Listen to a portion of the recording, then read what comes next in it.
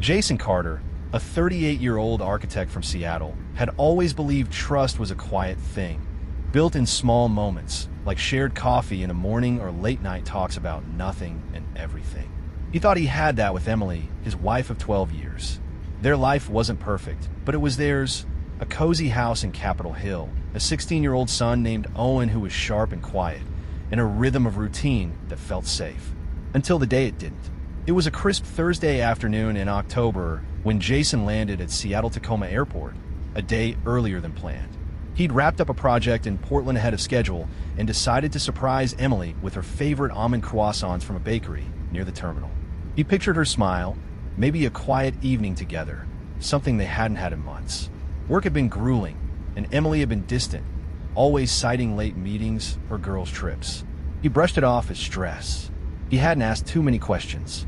Maybe he should have. He pulled into their driveway at 2:17 p.m., noticing Emily's silver Audi parked out front. Odd. She'd texted him that morning about working late at her marketing firm. His stomach tightened, but he pushed the thought away. Maybe she's sick, he told himself. Maybe she took a half day. He grabbed the pastry box, unlocked the front door, and stepped inside. The house was too still. No hum of the TV, no clatter of dishes, just a faint light spilling from the kitchen. He set the box on the counter and called out, "Em, you home?" No answer. Then he heard it. A low murmur from upstairs, Emily's voice, soft and laughing, followed by a deeper tone. A man's voice, his chest constricted, but his legs moved before his brain could catch up. Each step up the staircase felt heavier, like wading through water. At the top, he saw their bedroom door slightly ajar, a sliver of light cutting across the hardwood floor. He froze, his hand hovering over the knob, as the voices grew clearer. "I told you, he's not back till tomorrow," Emily said, her tone light, almost teasing. The man chuckled. "Good. Wouldn't want to explain this one." Jason's hand shook as he pushed the door open. The sight hit him like a punch. Emily, her dark hair still damp from a shower, sitting on the edge of their bed in a silk robe. Beside her, a man in a half-buttoned shirt, his hand resting casually on her thigh. Jason recognized him instantly. Nate, the husband of their close friend Sarah. Nate, who'd been at their barbecues, who'd helped Owen with his jump shot last summer. Nate, who now looked like he'd been caught stealing. Emily's eyes widened, but not with guilt, more like she'd been interrupted mid-sentence. "Jason," she said, standing quickly, smoothing her robe. "What are you?" "Came home early," he said, his voice flat, betraying none of the storm raging inside. He glanced at Nate, who scrambled to grab his jacket from the floor. "This isn't what it looks like," Emily said, stepping forward, her hands raised like she was calming a wild animal. Jason's gaze landed on the nightstand. A half-empty box of chocolates, a small card tucked under the lid. He crossed the room in 2 strides and picked it up. Scrawled in sharp handwriting, 2 weeks ago today. "Can't stop thinking about you." And he held it up, his eyes locking with hers. "Still just a check-in visit?" Emily's lips parted, but no words came. Nate muttered, "I'm sorry, man," and bolted for the door, his footsteps echoing down the stairs. Jason didn't stop him. He didn't need to. The truth was already spilling out, raw and undeniable. "Jason, listen," Emily started, her voice softer now, almost pleading. "This wasn't planned. It just happened." He laughed, a hollow sound that startled even him. "Just happened. You're in our bed with him, Em, with a love note and chocolates." "That doesn't just happen." She sat back on the bed, her hands twisting in her lap. "I didn't mean for you to find out like this." "You mean you didn't mean for me to find out at all?" he said, his voice low, cutting. He turned and walked downstairs, needing air, needing space. In the kitchen, something caught his eye, a receipt on the counter. A hotel in Bellevue, room 204, dinner for 2 champagne, dated 3 nights ago, when Emily had claimed she was at a wine night with her friend Jill. He held it, his fingers tightening until the paper crinkled. Emily followed him downstairs, barefoot, her face hardening. "If you hadn't come home early, you wouldn't have noticed," she said, crossing her arms. The words landed like a slap. Not the affair, not the lies, but that sentence, cold, careless, like his pain was an inconvenience. "So that's it?" he asked. "You're not sorry? Just annoyed you got caught?" She didn't answer. Her silence was louder than any confession. Jason's mind raced, piecing together months of clues he'd ignored. The new gym obsession, the sudden girls' trips with no photos, the way her phone was always face down now, the faint trace of unfamiliar cologne on her coat. He'd told himself he was paranoid, that he was reading too much into it. But standing there, with the receipt in his hand and her defiance in her eyes, he knew. This wasn't a mistake. It was a choice. "I need you to leave," he said, his voice steady despite the chaos inside. "Go to your sister's. Go anywhere. Just not here." Emily hesitated, then grabbed her purse. "This isn't over, Jason. We need to talk." "No," he said. "You don't get to decide that anymore." She walked out, the door clicking shut behind her. The house felt empty, but not in the way it had before. It was as if the air had shifted, like the moment after a storm when everything is too quiet but too clear. Jason sank into a chair, the receipt still in his hand, and stared at the pastry box on the counter. The croissants he'd bought to surprise her sat untouched, a cruel reminder of a life he thought they had. Upstairs, he found one more thing. A second phone tucked in the bathroom drawer, hidden under a pile of towels. The wallpaper was a photo of Nate's golden retriever, the same one Sarah had posted online months ago. He didn't need to unlock it. He didn't need more proof. The betrayal wasn't a question anymore. It was a fact, sharp and final. The days after Jason Carter caught his wife Emily with Nate in their Seattle home were a blur of silence and sharp clarity. The 38-year-old architect sat in his Capitol Hill living room, the weight of betrayal settling like damp fog. The house, once warm with memories of their 12-year-old marriage, now felt like a museum of a life that no longer existed. Their 16-year-old son, Owen, moved through it like a shadow, his usual quiet observance now laced with something heavier. Anger, maybe, or resignation. Jason hadn't told him the full story yet, but Owen's sharp eyes missed nothing. Kids always know more than you think. Jason couldn't sleep that first night. He lay on the couch, the bedroom upstairs tainted, and replayed every moment of the past few months. The signs had been there, piling up like unpaid bills, but he'd ignored them, chalking it up to stress or his own overthinking. Emily's sudden obsession with fitness, trading lazy Sundays for spin classes and meal preps, had seemed like a healthy phase. He'd even encouraged it, thinking it was her way of coping with a demanding job. But now he remembered the way she'd come home, glowing not from exercise but from something else, her smile too private, too distant. Then there were the girls' trips. Emily had always had a tight circle of college friends, and their occasional spa weekends were nothing new. But lately, the trips had multiplied, once a month, sometimes twice. She'd leave Friday morning, return Sunday night, her suitcase light and her stories lighter. "Just relaxing," she'd say, waving off questions. No photos, no details, just a vague, "it was fun." Jason had let it slide, not wanting to seem controlling. Now, he cursed himself for it. Her phone habits had shifted too. Emily used to leave her phone on the kitchen counter, screen up, notifications buzzing freely. Now it was glued to her hand, flipped face down the second she set it down. If he walked in while she was texting, the screen went black. "Just work stuff," she'd mutter, or checking in with the girls. Once, he'd caught her deleting a message as he entered the room, her thumb moving too fast to be casual. He'd told himself he was paranoid, that modern life made everyone a little secretive. But deep down he knew, the clues didn't stop there. A pair of gold hoop earrings appeared in her jewelry box, ones he hadn't bought. "Got them on sale," she'd said with a laugh when he asked. A silver bracelet with a tiny heart charm showed up next, tucked in its velvet box. "Flash deal online," she claimed. Then there was the night she came home late, saying she'd had dinner with a coworker.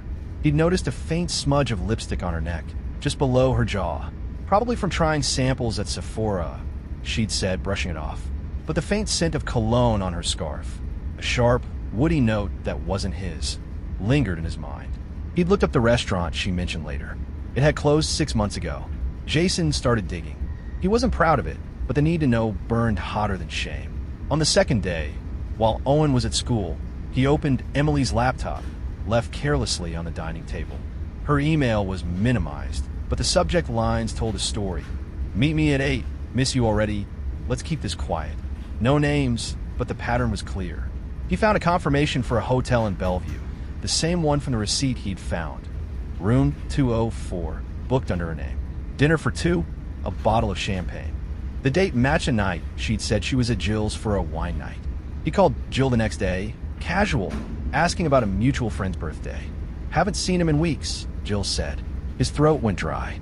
Then there was the second phone, hidden in the bathroom drawer under a stack of towels. Its wallpaper, a photo of Nate's golden retriever, confirmed everything. He didn't try to unlock it. He didn't need to. The pieces were falling into place, each one a cut deeper than the last. But what stung most wasn't the affair itself. It was the planning. Emily hadn't stumbled into this. She'd built it, lie by lie, while smiling at him over breakfast, while kissing Owen goodnight, while sitting across from him at family dinners. The final straw came that evening when Owen came home from basketball practice. He dropped his bag by the door and looked at Jason, his eyes older than his 16 years. "She's not coming back, is she?" he asked, voice low. Jason hesitated, unsure how much to shield him. "I don't know, bud," he said finally. Owen nodded, then pulled a folded piece of paper from his pocket and slid it across the table. It was a note written in his neat, deliberate handwriting. Asterisk, I saw her with him at the park last month. She didn't know I was there. I didn't tell you because I hoped I was wrong. Asterisk. Jason's heart sank. Owen had been carrying this alone, protecting him in his own quiet way. "You don't have to protect me," Jason said, his voice cracking. Owen shrugged. Someone had to. That night, Jason made a decision. This wasn't just about him anymore. It was about Owen, about the life they deserved, one free of lies. He wouldn't let Emily's betrayal rewrite their story. Not without a fight. The air in Kate's Queen and home was thick with the smell of roasted chicken and tension. Jason Carter, still reeling from catching his wife Emily with Nate a week earlier, sat at the family dinner table, forcing a smile. The monthly gathering at Emily's sister's house was a tradition, loud, chaotic, and usually comforting in its familiarity. But tonight, Jason felt like an actor in a play where everyone knew the script except him. Their 16-year-old son, Owen, sat across from him, picking at his food, his sharp eyes scanning the room. Emily hadn't shown up yet, texting about a work delay. Jason didn't believe it, but he kept quiet, not wanting to ruin the evening for Kate, her husband Ben, or their extended family. 40 minutes into dinner, the front door swung open. Conversation halted as heads turned. Emily stepped in, radiant in a sapphire blue dress that hugged her frame, the kind she'd worn on their 10th anniversary at a rooftop bar in downtown Seattle. Her heels clicked against the hardwood, and her hair fell in perfect waves. But it was her expression that stopped Jason cold. A smug, almost theatrical smile, like she was about to steal the spotlight. Behind her trailed Nate, looking out of place in a crisp blazer, his jaw tight, eyes avoiding the room. The table froze. Kate's fork clattered against her plate. Ben coughed into his napkin. Emily's mother, Diane, raised an eyebrow, while her father, Tom, stared at Nate like he was sizing up an intruder. "Traffic," Emily said breezily, handing her coat to Ben. "Sorry I'm late." She didn't look at Jason, didn't acknowledge Owen. Instead, she glided to an empty chair between Kate and her cousin Sarah, Nate's wife, who sat rigid, her knuckles white around her wine glass. "This is Nate," Emily announced, her voice light, rehearsed. "A friend." Jason's pulse thundered in his ears. A friend. The same man he'd found in their bedroom, his hand on Emily's thigh, a love note on their nightstand. He gripped his fork, willing himself to stay calm. Owen's eyes met his, a flicker of anger passing between them. Sarah's face drained of color, her gaze darting to Nate, who nodded awkwardly at the table, avoiding her stare. Dinner limped forward. Small talk sputtered, forks scraped, and glasses clinked too loudly. Jason tried to focus on Ben's story about a botched home renovation, but Emily's laugh, too loud, too forced, cut through everything. She poured herself wine like she was celebrating, her hand brushing Nate's arm as she reached for the bottle. She hadn't looked at Jason once. Owen, meanwhile, barely touched his food, his jaw set, his fingers tapping the table like a countdown. Then, just as Kate brought out dessert, a homemade apple pie, Emily stood, tapping her spoon against her glass. The sharp ting silenced the room. "I know this is unexpected," she said, her smile wide, almost giddy. "But I have something to share." Jason's stomach twisted. Owen's tapping stopped. "I've been on a journey," she continued, her voice steady, like she practiced this. "I've been pretending for too long, hiding who I am. I found someone who sees me, who makes me feel alive. I'm in a new relationship with Nate." The room imploded in silence. Diane gasped, her napkin falling to the floor. Tom leaned forward, his face darkening. "Wait a second," he said, voice low, dangerous. Nate Harper, Sarah's husband." Nate nodded, barely, his eyes fixed on the table. Sarah let out a choked sound, her chair scraping as she stood and fled to the kitchen. Kate followed, her face a mix of shock and fury. Ben stared at Emily like she'd grown horns. Jason sat frozen, his heart pounding so hard he thought it might crack his ribs. Owen, though, didn't flinch. He pushed his chair back, stood, and looked straight at his mother. "You're unbelievable," he said, his voice steady but sharp. "You brought him here to our family, and you think you can just announce this like it's good news? You lied to Dad. You lied to me. You're not in love. You're just selfish." Emily's smile faltered, just for a second, before she recovered. "Owen, honey, you don't understand. This isn't about hurting anyone. I've been unhappy for years. Your dad, don't." Owen cut her off, his voice rising. "Don't blame Dad. I saw you with him at the park. I heard you on the phone, whispering when you thought I was asleep. You chose this. You chose him over us." He gestured at Nate, who looked like he wanted to vanish. The room was a graveyard of stunned faces. Diane's eyes welled up. Tom shook his head, muttering, "Jesus, Emily." Jason stood, his chair scraping loudly. "Enough," he said, his voice calm but final. "You don't get to do this here, Em. Not in front of our son. Not in front of your family." He turned to Owen. "Let's go." Owen didn't hesitate, grabbing his jacket. As they walked out, Emily called after them. "You're overreacting. We can talk about this." But Jason didn't turn back. Neither did Owen. Outside, in the cool October air, Jason leaned against his car, his breath visible in the dusk. Owen stood beside him, silent but steady. "You okay, bud?" Jason asked. Owen nodded, then pulled a small photo from his pocket, a snapshot from their last family hike in the Cascades, the three of them smiling by a lake. He handed it to Jason. "She doesn't get to keep this," he said quietly. "Not after tonight." Jason looked at the photo, his throat tight. That dinner wasn't just a betrayal. It was Emily's attempt to rewrite their story, to paint herself as the victim. But Owen's words, his quiet strength, lit a fire in Jason. This wasn't over. He'd fight for his son, for their truth, and he'd make sure Emily faced the consequences of her choices. The weeks following the explosive family dinner in Kate's Queen and home hardened Jason Carter's resolve. The 38-year-old Seattle architect was no longer the man blindsided by his wife Emily's betrayal. The image of her standing at the dinner table, announcing her affair with Nate Harper, her cousin Sarah's husband, while their 16-year-old son Owen watched in quiet fury, was seared into his mind. Emily's attempt to paint herself as a victim, blaming Jason for her choices, had backfired. Now, it was his turn to fight back, not with anger, but with evidence, precision, and a fierce need to protect Owen. Jason hired a sharp family lawyer, Rachel Nguyen, known for her no-nonsense approach in Seattle's legal circles. Sitting in her downtown office, surrounded by case files and coffee cups, Jason laid out everything.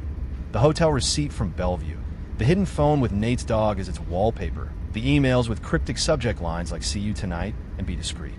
He showed her Owen's note, written after he'd seen Emily with Nate at a park, and recounted the dinner where she paraded her affair in front of her family. Rachel leaned back, tapping her pen. "She's building a narrative to flip this on you," she said. "But you've got a paper trail. That's our weapon." The first blow came unexpectedly. Emily filed for joint custody of Owen, claiming Jason was emotionally distant and had alienated their son against her. Her legal documents painted a picture of a cold, controlling husband who'd driven her to seek comfort elsewhere. Reading the filing felt like swallowing glass. Jason wasn't perfect. He'd worked long hours, missed some school events, but he'd been there cooking dinners, helping with Owen's math homework, planning family hikes. The accusation that he'd turned Owen against her was a lie, and Emily knew it. Owen's disdain for her came from her own actions. The whispered phone calls, the canceled plans, the way she'd looked through him like he was invisible. Then came the incident that changed everything. One cloudy Tuesday, Owen called Jason from school, his voice tight with panic. "Dad, she was outside the gate. Mom, she tried to talk to me." Jason's heart raced as he sped toward Roosevelt High. Owen explained that Emily had been waiting in her Audi across the street, waving him over as he left basketball practice. When he tried to walk away, She'd grabbed his arm, insisting, "You can't ignore me. I'm your mom." A security guard intervened, but the damage was done. Jason's blood boiled, not just at the audacity, but at the entitlement. Emily hadn't coordinated with him or the school, violating their informal agreement to communicate about Owen. Rachel's eyes lit up when Jason told her. "Was it recorded?" she asked. "It was. The school's security cameras captured everything." Emily stepping into Owen's path, her hand on his arm, her raised voice saying, "Don't walk away from me." The audio was clear, her tone sharp. Rachel grinned.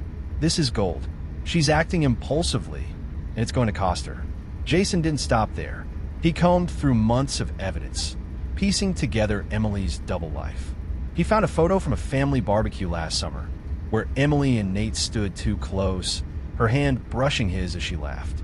He pulled bank statements showing charges at boutique hotels and restaurants on nights she claimed to be with friends. He even tracked down a text from Emily to Kate, sent weeks before the dinner, saying, "I'm just not myself with Jason anymore." It was a breadcrumb, part of her campaign to justify her actions before they were exposed. Emily's next move was predictable but infuriating. She took to social media, posting vague, emotional updates about surviving heartbreak and being misunderstood by those you love most. Mutual friends started texting Jason, asking if he was okay or if Emily's claims about his neglect were true. Some bought her story, others stayed silent, but the doubt stung. Then came a call from Owen's school counselor. "Mrs. Carter filed a complaint with the administration," she said. "She claims you're mentally unstable and influencing Owen against her." Jason's jaw clenched. It wasn't enough for Emily to cheat. She was trying to rewrite him as the villain, to break him where it hurt most, his role as a father. Owen, unprompted, handed Jason a letter one evening. "I wrote this for the court," he said, his voice steady but raw. The letter was a gut punch, detailing nights Emily left him waiting for her to come home, the phone calls he overheard, the way she dismissed his questions with a smile. The final line broke Jason. Asterisk, "She stopped being my mom when she started lying. I want to stay with Dad because he's the one who stayed." Asterisk, Rachel added it to their case file, calling it the heart of our argument. As the court date loomed, Jason felt a shift. This wasn't just about protecting Owen, it was about reclaiming their truth. Emily could spin her story, post her cryptic updates, cry to her friends, but she couldn't erase the receipts, the footage, or Owen's words. Jason walked into Rachel's office the day before the hearing, his folder of evidence heavy in his hands. "She thinks she can out-talk this," he said. Rachel nodded. "Let her try. We've got the truth, and it's louder than her lies." The Seattle courthouse was a cold, gray slab of stone under a drizzling May sky, but inside, the air crackled with tension. Jason Carter, the 38-year-old architect, stood beside his lawyer, Rachel and Gwen, in a pressed navy suit, his hands steady despite the storm in his chest.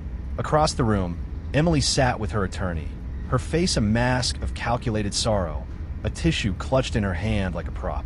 The past months, her affair with Nate Harper, the humiliating family dinner, her attempt to ambush their son Owen outside school, had led to this moment. Today, the truth would speak louder than her lies. Rachel had built an airtight case. Jason's folder brimmed with evidence. Hotel receipts from Bellevue, cryptic emails, a hidden phone with Nate's dog as its wallpaper, and security footage of Emily grabbing Owen's arm outside Roosevelt High, her voice sharp as she demanded, "Don't walk away from me." Most damning was Owen's letter, written in his own words, detailing how Emily's lies, her girls' trips, her whispered phone calls, her absence, had eroded his trust. "She stopped being my mom when she started lying," he'd written. "I want to stay with Dad because he's the one who stayed." Jason's throat tightened every time he read it. Emily's strategy was predictable: deflection. Her lawyer argued she'd been emotionally neglected, driven to an affair by Jason's coldness. She claimed Jason had turned Owen against her, painting herself as a victim desperate to rebuild her family. Her tears flowed freely as she spoke, her voice breaking as she described her journey to find herself. But the performance faltered under scrutiny. Rachel dismantled her story with surgical precision, presenting text messages where Emily coordinated meetups with Nate while telling Jason she was with friends. The hotel receipt, room 204, dinner for two, champagne, contradicted her wine night alibi. The security footage showed her violating boundaries with Owen, her entitlement caught in high definition. The judge, a stern woman with wire-rimmed glasses, leaned forward when Owen took the stand. At 16, he was composed, his voice steady but heavy. "I don't feel safe with her," he said, looking directly at the judge. "Not because she'd hurt me physically, but because she lies. She left me waiting, canceled plans, acted like I didn't matter. Dad's the one who's been there." Emily tried to interrupt, her voice rising. "He's been coached. He doesn't understand." The judge silenced her with a look. Owen's words weren't rehearsed. They were raw, undeniable. Jason's turn came next. He spoke calmly, recounting the moment he found Emily with Nate in their bedroom. The dinner where she announced her affair, the social media posts where she painted him as the villain. "I'm not here to punish her," he said. "I'm here for my son. He deserves a home where trust isn't a question." Rachel closed with Owen's letter, reading it aloud. The courtroom was silent, the weight of his words settling like dust. The ruling came swiftly. The judge granted Jason full custody of Owen, citing Emily's pattern of deceptive and impulsive behavior. Emily was awarded supervised visits, pending a psychological evaluation and a parental mediation course. Her face didn't crumple. She didn't cry. Instead, her eyes narrowed, her jaw tight, like someone who'd lost a game she thought she'd rigged. As they left the courtroom, she leaned toward Jason and hissed, "You'll regret this." He met her gaze, unflinching. "No, eminencia. You will. When you realize what you threw away, it'll hit you harder than this." The weeks that followed felt like the first clear breaths after a storm. Owen started sleeping through the night again, his sketches reappearing on the kitchen table, a hobby he'd abandoned when Emily's lies consumed their home. One evening, as they ate takeout pizza in their Capitol Hill living room, Owen looked up. "She texted me today," he said, voice flat. "Said she wants to talk." Jason raised an eyebrow. "What did you say?" Owen shrugged. "I didn't reply. She doesn't get to decide when she's my mom again." Then came an unannounced visit. Emily showed up at their door, dressed in a tailored coat, holding a bouquet of roses like a peace offering. "Can we talk?" she asked, her smile fragile. Jason shook his head. "Not now." Owen stepped into the doorway, his expression hard. "I don't want you here," he said, pulling the Cascades hike photo from his pocket, the one of them smiling by the lake. He handed it to her. "This is what you threw away. Keep it." Emily's hand trembled as she took it, her eyes wide with something like panic. She opened her mouth, but no words came. She turned and walked back to her car, the roses dangling at her side. As the door closed, Jason looked at Owen. For the first time in months, he saw peace in his son's eyes. Not the absence of pain, but the presence of something stronger. They were healing slowly together. Emily had lost more than a marriage. She'd lost her son, her family's respect, and the narrative she'd tried to control. Her lies had built a cage, and now she was the one inside it. Jason and Owen, though, were free, rebuilding a life rooted in truth, one quiet moment at a time.